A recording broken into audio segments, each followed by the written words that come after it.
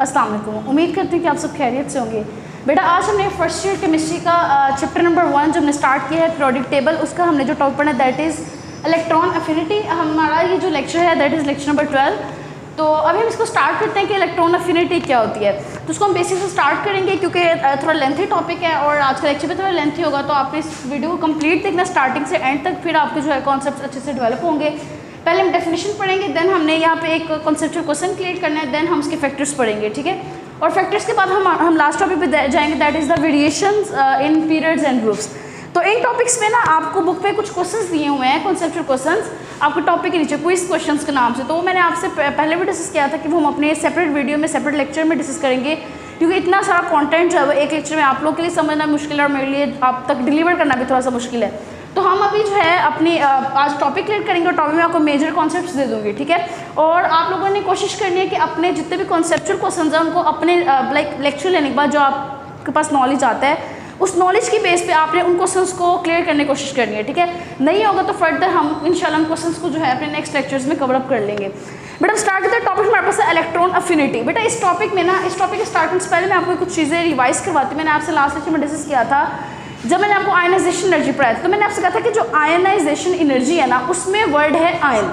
अब जो आयन होता है ना वो दो तरह का होता है, एक होता है केटाइन और एक हमारे पास होता है एनाइन।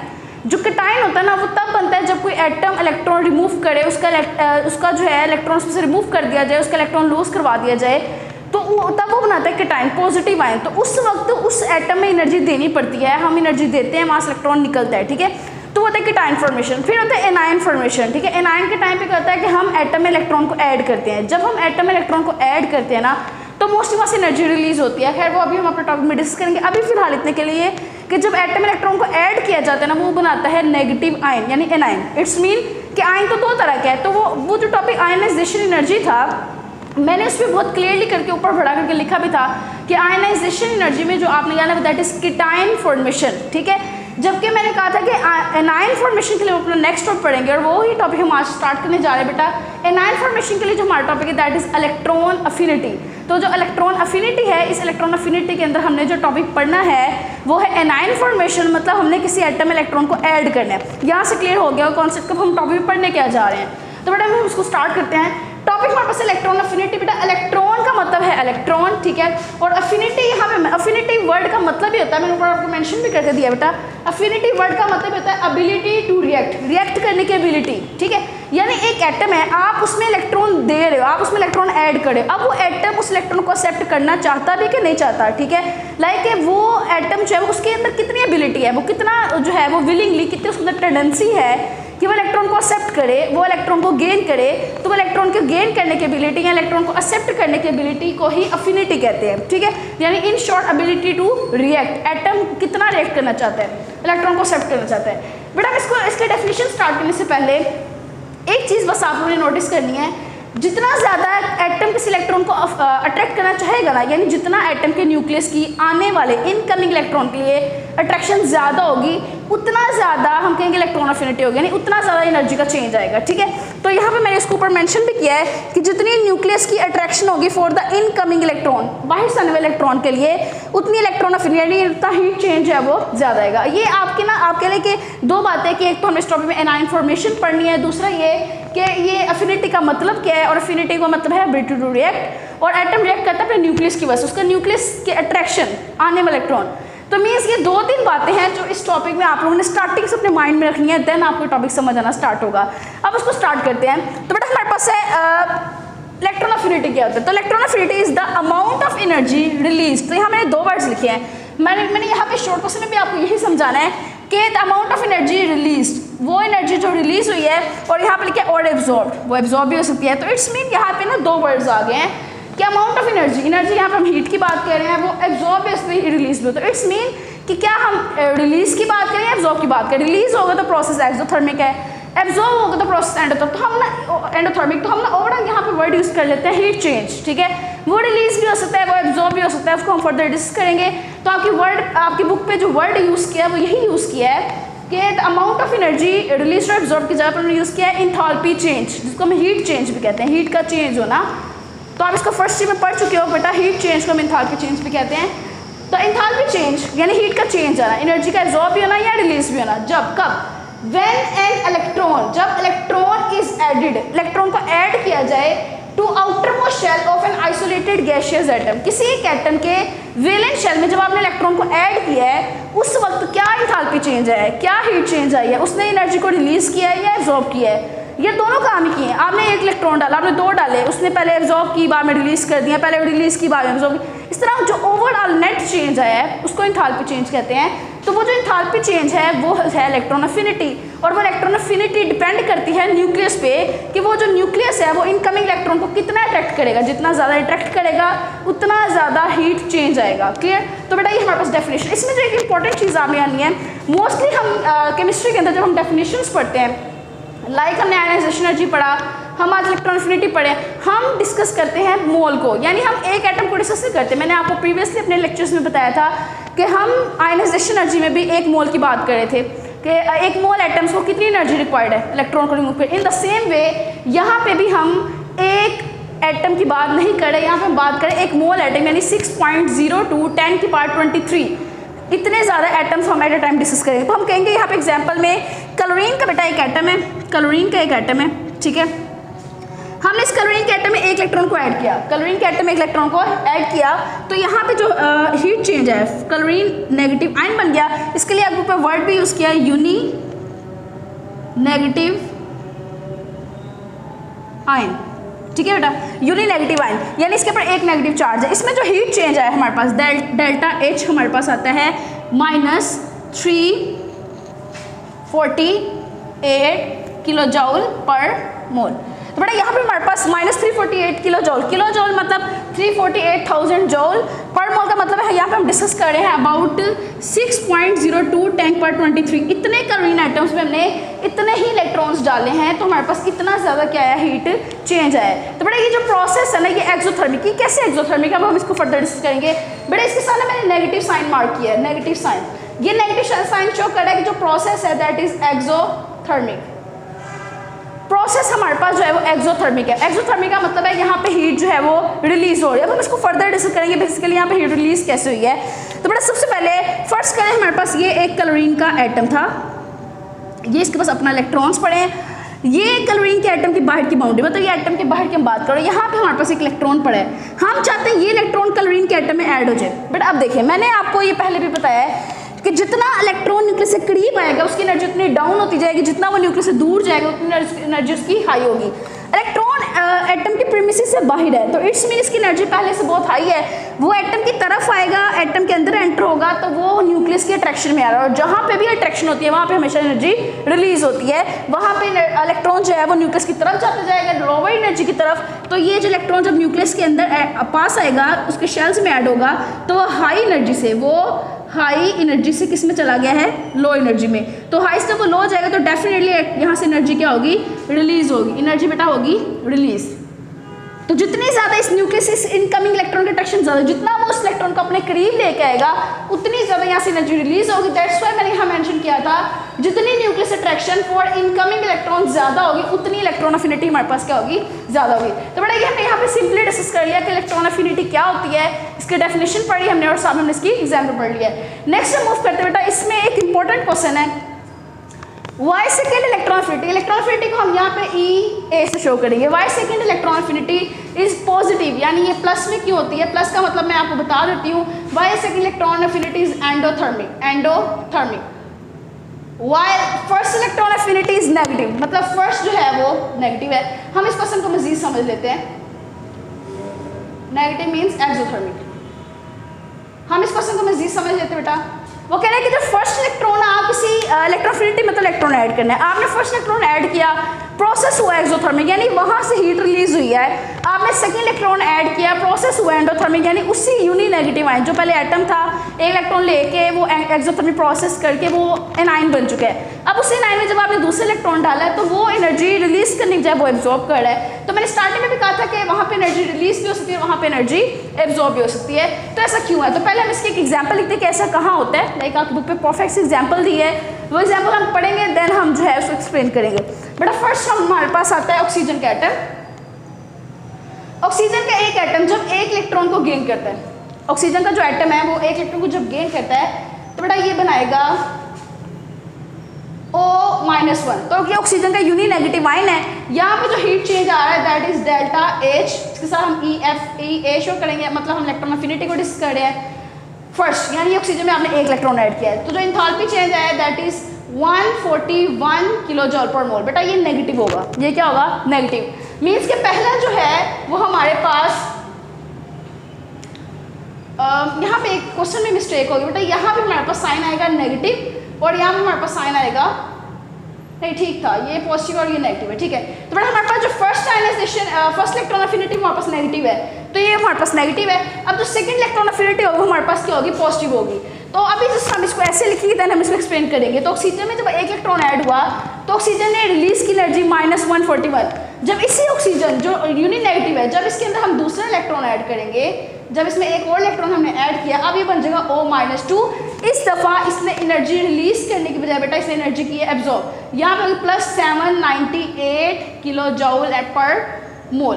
तो अब सिंपल हम देख सकते हैं यहाँ पे जो साइन आया बेटा वो नेगेटिव है और यहाँ पे जो साइन है बेटा वो क्या है, पॉजिटिव। तो जो फर्स्ट इलेक्ट्रॉन अफिनिटी हमारे पास, first electron affinity is negative while second is positive. पहले तो एग्जाम पढ़ लिया, ऐसा होता है। जो फर्स्ट इलेक्ट्रॉन अफिनिटी है वो पॉजिटिव नेगेटिव है, for second electron affinity positive है। अब इसका रीजन क्या है, सिंपल बेटा, जब आपने पहला इलेक्ट्रॉन ऐड किया तो वो आपके पास ऑक्सीजन का एक एटम था। जब आपने फर्स्ट इलेक्ट्रॉन ऐड किया तो ऑक्सीजन जो है वो इस इलेक्ट्रॉन को इजीली अट्रैक्ट करेगा, अपने शेल में ऐड कर लेगा। अब उसके ऊपर ऑलरेडी आ चुका है नेगेटिव चार्ज, अब वो ऑलरेडी नेगेटिव बन चुका है, ठीक है। जब आप इसी नेगेटिव के ऊपर सेकंड इलेक्ट्रॉन ऐड करते हो, फिर क्या होता है, जो इनकमिंग इलेक्ट्रॉन है, यानी वो इलेक्ट्रॉन जो आप बाहर से ऐड करें, जो इनकमिंग इलेक्ट्रॉन है और जो इसके अंदर ऑलरेडी प्रेजेंट इलेक्ट्रॉन है, ऑलरेडी प्रेजेंट इलेक्ट्रॉन है, तो बेटा इन दोनों के दरमियान होती है रिपल्शन। इन दोनों के दरमियान में क्या होगी, रिपल्शन। यानी अब वो पहले एक एटम था न्यूट्रल, उसने इस इलेक्ट्रॉन को एक्सेप्ट कर लिया, उसने एनर्जी निकाल दी। अब वो बन चुका है नेगेटिव आयन, उस पर नेगेटिव चार्ज है। अब जब आप उसमें नेगेटिव इलेक्ट्रॉन बाइट से ऐड करोगे तो जो इनकमिंग इलेक्ट्रॉन है, जो ऑलरेडी इलेक्ट्रॉन प्रेजेंट, उस दोनों में होगी रिपल्शन। तो रिपल्शन की वजह से इलेक्ट्रॉन ऐड करना क्या होगा, डिफिकल्ट होगा। तो यहाँ पे हमें जरूरत होती है एनर्जी के इनपुट की, तो इसलिए यहाँ पे जो चार्ज आता है हमारे पास कौन सा आता है, पॉजिटिव। यहाँ पे प्रोसेस होगा एंडोथर्मिक। तो बेटा होप सो आपको ये कॉन्सेप्ट क्लियर हो गया होगा। First ionization energy electron affinity is negative while second electron affinity is positive. Reason ये है इनकमिंग इलेक्ट्रॉन और ऑलरेडी इलेक्ट्रॉन प्रेजेंट इलेक्ट्रॉन्स में रिपल्शन। बेटा नेक्स्ट हम मूव करते हैं, हमारे पास आता है factors affecting the electron affinity. इसमें हमारे पास सबसे पहले है साइज ऑफ एटम, ये फैक्टर्स बहुत इजी हैं। नेक्स्ट हमारे पास है न्यूक्लियर चार्ज, इलेक्ट्रॉनिक कॉन्फिगरेशन, हमने इनको पहले भी डिस्कस किया था। बड़ा सिंपल ये कि अगर किसी एटम का जो साइज है, साइज ऑफ एटम अगर ज़्यादा होगा तो न्यूक्लियस की जो अट्रैक्शन है फॉर इनकमिंग इलेक्ट्रॉन, जो बाहर से आ रहा है इनकमिंग इलेक्ट्रॉन, उसके लिए न्यूक्लियस की अट्रैक्शन क्या होगा, कम, क्योंकि साइज ज़्यादा है, शेल ज़्यादा है, शील्डिंग इफेक्ट ज़्यादा है। तो न्यूक्लियस इनकमिंग इलेक्ट्रॉन को जिससे अट्रैक्ट नहीं कर रहा, तो इलेक्ट्रॉन अफिनिटी भी क्या होगा, कम, हीट का चेंज भी क्या आएगा, कम आएगा। तो बेटा ये हमारे पास फर्स्ट फैक्टर था। तो वाइस वर्सा, मतलब अगर साइज कम होगा तो न्यूक्लियस का जो है अट्रैक्शन ऑन वैलेंस शेल या वो ऑन द इनकमिंग इलेक्ट्रॉन ज़्यादा होगी, तो इलेक्ट्रॉन को ज़्यादा अच्छे से अट्रैक्ट करेगा, तो हीट चेंज भी क्या आएगा, ज़्यादा आएगा। बेटा सेकेंड फैक्टर हमारे पास है न्यूक्लियर चार्ज। अगर साइज ऑफ एटम छोटा था तो न्यूक्लियर चार्ज क्या होगा, ज़्यादा। यानी ये फैक्टर और ये फैक्टर आपस में रिलेटेड है। अगर साइज कम है तो न्यूक्लियर चार्ज क्या होगा, ज़्यादा होगा, और अगर न्यूक्लियर चार्ज ज़्यादा है तो अट्रैक्शन ऑन इनकमिंग इलेक्ट्रॉन भी हमारे पास ज़्यादा होगी। तो सिंपल ये, साइज कम, न्यूक्लियर चार्ज ज़्यादा, न्यूक्लियर चार्ज ज़्यादा, अट्रैक्शन ज़्यादा, इलेक्ट्रॉन अफिनिटी ज़्यादा। तो बेटा ये हमने पढ़ लिया न्यूक्लियर चार्ज के बारे में। लास्ट में फैक्टर आता है जिसको हमने अपने अभी रिसेंट लेक्चर्स में डिस्कस किया था आयनाइजेशन एनर्जी में, that is the electronic configuration. मैंने आपसे सिंपल से दो बातें की थी, हम जस्ट उनको क्विकली रिवाइज करेंगे।